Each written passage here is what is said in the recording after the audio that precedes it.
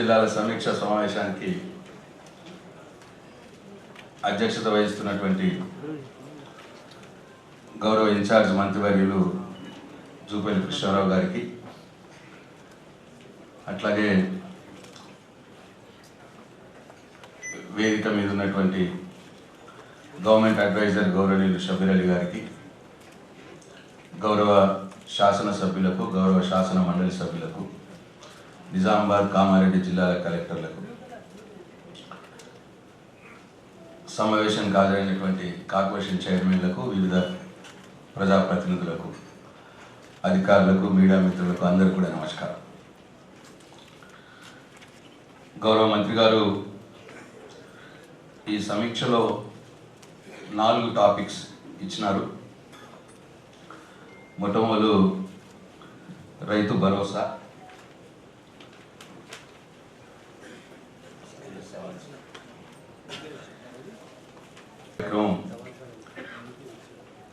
దీనికంటే మొదలు గత ప్రభుత్వంలో రైతు బంధు కార్యక్రమంగా ఉండేది.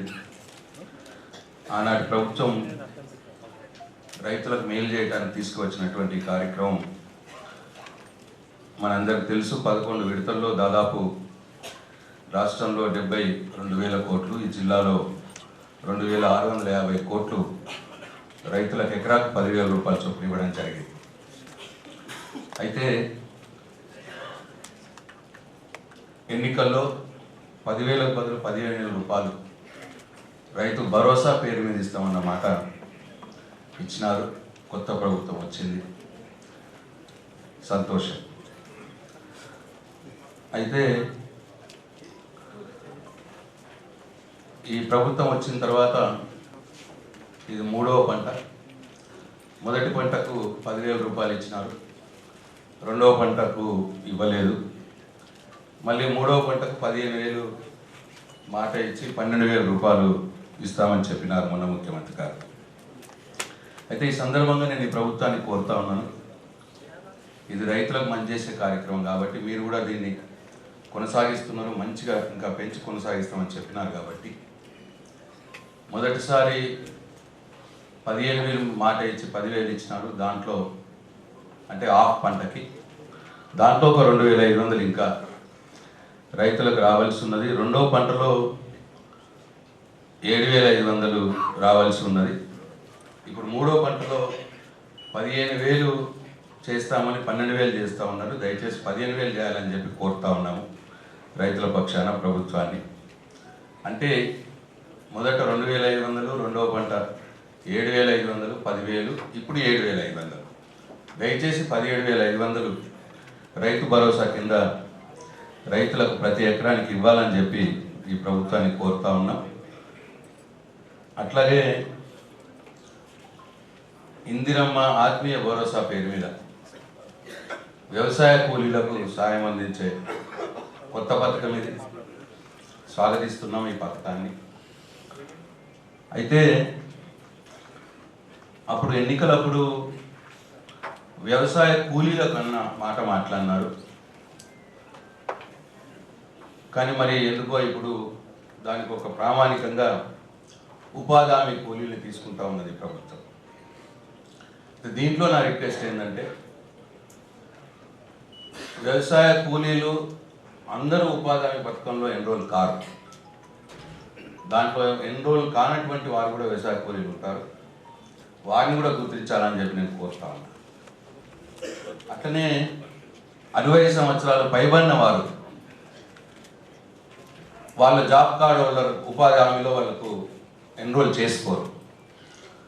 అయితే అక్కడక్కడ 60 సంవత్సరాల పైబడిన వారు కూడా విధి లేక గతి లేక కూలీలకు పోయే పరిస్థితి ఉన్నది. పొలం పనులకి వ్యవసాయ కూలీగా పోతా ఉన్నారు, వాళ్ళని కూడా గుర్తించాలని చెప్పి నేను కోరుతా ఉన్నా. అయితే మరి ఎందుకో సరే ఒక ప్రామాణికంగా ఈ ఉపాధి హామీ కూలీలు జాబ్ కార్డ్ హోల్డర్స్కి ఇవ్వాలని ప్రభుత్వం నిర్ణయం తీసుకున్నది. సరే, ఇది ప్రభుత్వ నిర్ణయం కాబట్టి, పాలసీ డిసిషన్ కాబట్టి ఈ 2 సజెషన్స్ నేను ఏవైతే ఇచ్చానో అవి దయచేసి నోట్ చేసుకోవాలని చెప్పి నేను గౌరవ మంత్రి గారిని కోరుతా ఉన్నా. అయితే ఈ జాబ్ కార్డ్ అప్పుడు ఎన్నికలప్పుడేమో వ్యవసాయ కూలీలు అన్నాం, ఇప్పుడేమో జాబ్ కార్డ్ ఉపాధి హామీ కూలీలు తీసుకుంటున్నాం. దీంట్లో కూడా మళ్ళీ ఒక కండిషన్ పెట్టి 20 రోజులు పని దినాలు ఉన్న కూలీలు అని చెప్పి పెట్టుకుంటా ఉన్నారు. అప్పుడేమో ఎన్నికలప్పుడేమో ఆ మాట అనలేదు, ఇప్పుడేమో ఆంక్షలు పెడతా ఉన్నారు. దీనివల్ల జరుగుతున్నది ఏంటంటే, గౌరవ మంత్రి గారు దయచేసి గమనించాలి. ఇప్పుడు నిజామాబాద్ జిల్లాలో జాబ్ కార్డ్స్ ఏమో 2,36,264 ఉన్నాయి ఉపాధి హామీ. జాబ్ సీకర్స్ వచ్చి 4,37,402 మంది ఉన్నారు. ఇప్పుడు మాకు ఇచ్చిన సమాచారం ప్రకారం టెంటేటివ్ ఎలిజిబుల్ హౌస్ హోల్డ్స్ అంటే సుమారుగా ఇప్పుడు 4,37,402 మంది జాబ్ సీకర్స్ ఉంటే, మీరు కొత్తగా పెట్టినటువంటి ఆంక్షల వల్ల 43,897 మందికి మాత్రమే మీరు ఇవాళ ఆత్మీయ భరోసా, ఇందిరమ్మ ఆత్మీయ భరోసా ఇవ్వగలుగుతున్నారు. అంటే 4,37,000 మందిలో 43,000 మందికి ఇస్తున్నారు. అంటే ఓన్లీ 10% అవుతున్నది. దయచేసి అంటే మనం ఈ ఆంక్షలు పెట్టడం మూలంగా మీరు ఎంతో గొప్పగా అనుకున్నటువంటి ఈ పథకం నీరుగారిపోయే ప్రమాదం ఉన్నది. 90% మందికి రాకుండా పోయే ప్రమాదం ఉన్నది. ఓన్లీ 10% మందికే వస్తూ ఉన్నది. అట్లనే కామారెడ్డి జిల్లాలో కూడా సార్ ఇంకా ఇక్కడ జాబ్ సీకర్స్ వచ్చి 4,890 ఇక్కడ సార్ కేవలం 15,501 హౌస్ హోల్డ్స్కి మాత్రమే ఎలిజిబిలిటీ వస్తూ ఉన్నది ఈ ఆంక్షల వల్ల. అంటే ఇట్ ఈస్ లెస్ దెన్ 10%. అట్లా 90% మందికి పైగా వ్యవసాయ కూలీలకు ఇందిరమ్మ ఆత్మీయ భరోసా కింద ఎలిజిబిలిటీ రాని పరిస్తున్నది. కాబట్టి ఒకసారి రీచెక్ చేయాలని చెప్పి కోరుతా ఉన్నాం. తమరు ఎన్నికలప్పుడు మాట ఇచ్చినట్టు అందరూ వ్యవసాయ కూలీలకు ఇందిరమ్మ ఆత్మీయ భరోసా వర్తింపజేయాలని చెప్పి కోరుతా ఉన్నాం. అట్లనే సార్ మూడవది ఈ రేషన్ కార్డు. సార్ ఈ రేషన్ కార్డులలో ఇది నిరంతర ప్రక్రియ. ఏ గవర్నమెంట్ అయినా సరే నిరంతరంగా ఇది చేయవలసిన అవసరం ఉంటుంది. 2014లో సార్ టిఆర్ఎస్ ప్రభుత్వం ఏర్పడినప్పుడు ఈ రేషన్ కార్డు ఇవ్వటానికి రూరల్లో ఒక కుటుంబానికి 60,000, అర్బన్లో కుటుంబానికి 75,000 రూపాయలు ఉండేది. అయితే 2014లో గవర్నమెంట్ వచ్చిన తర్వాత ఇది తక్కువ అవుతుంది, ఈ 60,000ని 1,50,000 రూపాయల ఆదాయ పరిమితిగా పెంచినాం. అప్పటి ప్రభుత్వం, మీరు కూడా ప్రభుత్వంలో ఉన్నారు. 75,000 రూపాయల అర్బంది 2 లక్షల రూపాయలకు పెంచినారు అప్పుడు. సో పెంచి ఆ 10 years కాలంలో దాదాపు 6,47,497 కొత్త రేషన్ కార్డు కూడా ఇవ్వడం జరిగింది. అయితే సార్ ఇప్పుడు మీరు మళ్ళీ రేషన్ కార్డులు ఇవ్వాలని చెప్పి పూనుకున్నారు. చాలా సంతోషం, స్వాగతిస్తున్నాం. అయితే దీంట్లో సార్ వచ్చిన ఇబ్బంది ఏంటంటే, మనం 10 years క్రితం ఏ ఆదాయ పరిమితి అయితే పెంచినామో 1,50,000 రూరల్, 2 లక్షలు అర్బన్, ఇప్పుడు కూడా అదే ఆదాయ పరిమితి ఉంచినారు. అయితే ఇన్ఫ్లేషన్ అయింది, ఇన్ఫ్లేషన్ పెరుగుతూ ఉన్నది దేశంలో, ప్రపంచవ్యాప్తంగా ధరలు పెరుగుతూ ఉన్నాయి. వాటితో పాటు ఇండివిజువల్స్ యొక్క ఆదాయం కూడా పెరుగుతూ ఉన్నాయి. కాబట్టి ఇప్పుడు సేమ్ అదే ఆదాయ పరిమితి ఉంచితే చాలామంది కూడా రేషన్ కార్డ్స్ కోల్పోయే ప్రమాదం ఉంటుంది, వాళ్ళకు అందని ప్రమాదం ఉంటుంది. ఎందుకంటే సార్ చిన్న ఎగ్జాంపుల్ సార్, అంగన్వాడీలు 4,300 ఉండే సార్ అప్పుడు వాళ్ళకి శాలరీ. అప్పుడు లిమిట్ వాళ్ళ సంవత్సరానికి 50,000 వచ్చింది, వాళ్ళకి రేషన్ కార్డు ఎలిజిబిలిటీ వచ్చేది. సార్ ఇప్పుడు వాళ్ళకి 3,600 రూపాయలు చేసినాం పోయిన ప్రభుత్వంలో, 13,600 రూపాయలు. అంటే 13,600 సంవత్సర ఆదాయం అయితే 1,60,000 రూపాయలు అవుతుంది. అంటే సార్ ఒక అంగన్వాడీ కూడా ఇవాళ ఈ ఎలిజిబిలిటీలోకి రాదు రేషన్ కార్డు తీసుకోవటానికి. అట్లనే సార్ ఆశా వర్కర్లు ఉంటారు, అందరి జీతాలు పెరిగినాయి. సార్ ఈ సఫాయి కార్మికులు ఉంటారు, వాళ్ళది ఇంకో సిచ్యువేషన్ సార్, వాళ్ళు ఇద్దరిద్దరు పని చేస్తారు కుటుంబంలో. మన ఊర్లలో సఫాయి కార్మికులు ఇద్దరు పని చేస్తారు, భార్య భర్త. అయితే వాళ్ళిద్దరు జీతం పెంచితే కూడా 1,50,000 పెరిగిపోయింది. ఇప్పుడు వాళ్ళకు కూడా ఎలిజిబిలిటీకి రాని పరిస్థితి ఉంటుంది.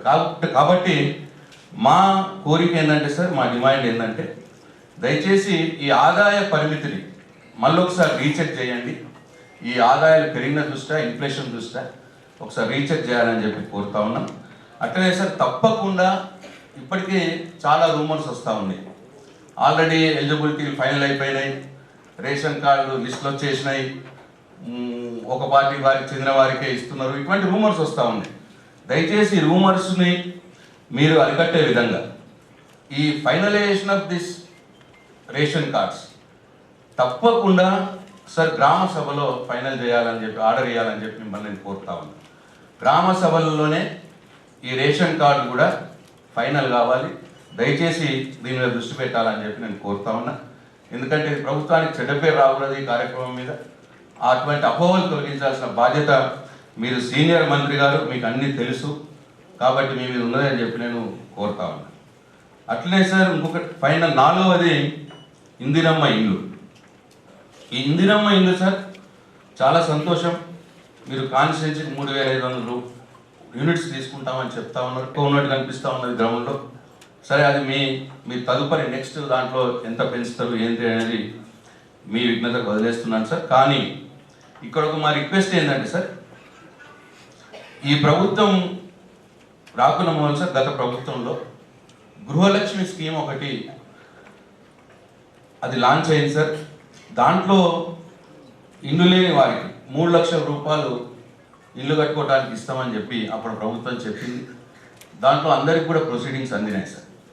దయచేసి ఈ స్కీమ్ మీరు ఇందిరమ్మ ఇల్లు స్కీమ్ తీసుకునే మొదలు అప్పుడు గృహలక్ష్మిలో వచ్చినటువంటి వాళ్ళు కూడా పేదవాళ్ళే సార్. ఏమైనా ఉంటే మీరు చెక్ చేసుకోండి సార్. ఎవరైనా ఎలిజిబుల్ ఉంటే తీసేయండి. ఎలిజిబుల్గా ఎవరికైనా ఉంటే వస్తుంటే వాళ్ళని తీసేయండి. దాంట్లో ఎలిజిబిలిటీ ఉన్న వారందరినీ కూడా ఫస్ట్ ఫేజ్లోనే, పోయిన ప్రభుత్వంలో గృహలక్ష్మిలో వచ్చిన వారందరినీ ఇప్పుడు ఇందిరమ్మ ఇళ్లలో ఫస్ట్ ఫేజ్లోనే తీసుకొని, ఎందుకంటే సార్ దాంట్లో కొందరు స్టార్ట్ చేసినారు, కొందరు కట్టుకున్నారు.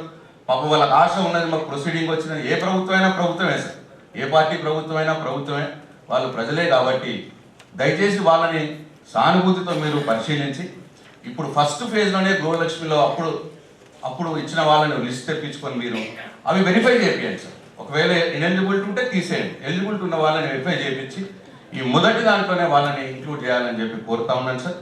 ఈ ఇందిరమ్మ ఇల్లు కూడా సార్, ఇది కూడా గ్రామ సభల్లో జీవోలో కూడా మీరు ఇచ్చినారు, క్లియర్గా గవర్నమెంట్ జీవో ఉంది, గ్రామ సభల్లో ఫైనల్ చేస్తామని చెప్పి. దయచేసి అది అమలయ్యేటట్టు చేయండి సార్. గ్రామ సభలో ఒకసారి కాకపోతే 2 సార్లు చాటింపు పెట్టండి. గ్రామ సభలో ఈ ఇందిరమ్మ ఇళ్ళ ఫైనలైజేషన్ జరిగే సందర్భంలో వీడియో తప్పకుండా తీపియాలని చెప్పి మిమ్మల్ని నేను కోరుతా ఉన్నాను సార్. అప్పుడే పారదర్శకంగా చేసినట్టు అవుతుంది, ప్రభుత్వం మీద చెడ్డ పేరు రాదు. మీరు అన్ని పేద ప్రజల కోసమే ఈ స్కీమ్స్ ఇప్పుడు మీరు చేస్తున్నాయి కాబట్టి మరి అన్ని నిజమైన అరువులకు అందాలని చెప్పి ఒక ప్రతిపక్ష పార్టీగా మేము కోరుతా ఉన్నాం సార్. అట్లాగే సార్ ఇంకొకటి మీ సబ్జెక్ట్లో లేదు అయినా సరే మీరు అనుమతిస్తే ఒక సబ్జెక్ట్ రుణమాఫీ, ఓన్లీ ఫిగర్ చెప్తాను సార్, నేను కామెంట్స్ చేయను. రుణమాఫీ విషయంలో సార్ మరి ఆ రోజు కాంగ్రెస్ పార్టీ ఇచ్చిన హామీతో ఎందరో మంది రైతులు ఆశ పెట్టుకున్నారు సార్. సరే సంవత్సర కాలంగా తమరు 4 విడతలుగా ఇచ్చినారు సార్ రుణమాఫీ. అయితే 4 విడతలుగా రుణమాఫీ ఇచ్చినా సార్ మీకు గ్రౌండ్ రియాలిటీ నేను చెప్తా ఉన్నాను సార్. నిజామాబాద్ జిల్లాలో 2,03,520 మంది రైతులు ఉన్నారు సార్ రుణాలు తీసుకున్న వాళ్ళు. దాంట్లో ఇప్పటికి సార్ 1,612 మంది మాత్రమే రుణమాఫీ అయింది సార్, 49% అయింది సార్. ఇంకా 1,02,980 మంది 51% రైతులకు రుణమాఫీ కాలేదు సార్. చాలా అన్రెస్ట్ ఉంది సార్ రైతుల్లో. దయచేసి ఇది మీరు అధిష్టానం మీ సీఎం గారి దృష్టికి కూడా తీసుకుపోవాలని చెప్పి నేను కోరుతా ఉన్నా సార్. అట్లనే సార్ కామారెడ్డి డీటెయిల్ ఇవ్వమంటే మరి కామారెడ్డి ఆయన డిఓ గారు రెస్పాండ్ కాలేదు సార్. దయచేసి వారికి కూడా ఆదేశాలు ఇవ్వండి. మీరు మమ్మల్ని ఉమ్మడి జిల్లా మీటింగ్ పిలిచినారు సార్. ఉమ్మడి జిల్లా మీటింగ్ పిలిచినప్పుడు నేను అది కూడా మాట్లాడాలి సార్. ఆమె లెజిస్లేచర్ సార్, స్టేట్ లెజిస్లేచర్లో ఉన్నాను నేను. రాష్ట్రంలో ఏ సమస్య అయినా మాట్లాడవచ్చు సార్ నేను. దయచేసి కామారెడ్డి జిల్లా అధికారులు సహకరించట్లేదు సార్. నా ఆఫీస్ ఎన్నిసార్లు ఫోన్ చేసినా వివరాలు ఇవ్వలేదు సార్. దయచేసి మీరు ఈ మీటింగ్లో వారికి ఆదేశాలు ఇవ్వండి sir. Specially DAO, district agriculture officer చాలా రెక్లెస్గా సమాధానం ఇస్తూ ఉన్నాడు. మరి మేము అడిగింది కూడా సార్ ఓన్లీ ప్రభుత్వం దగ్గర ఉన్న లెక్కలే సార్, అన్నీ కూడా గవర్నమెంట్ డొమైన్లో ఉండాల్సినవి సార్, పబ్లిక్ డొమైన్లో ఉండాల్సినవి సార్. కాబట్టి దయచేసి ఆదేశాలు ఇవ్వండి అధికారులకు.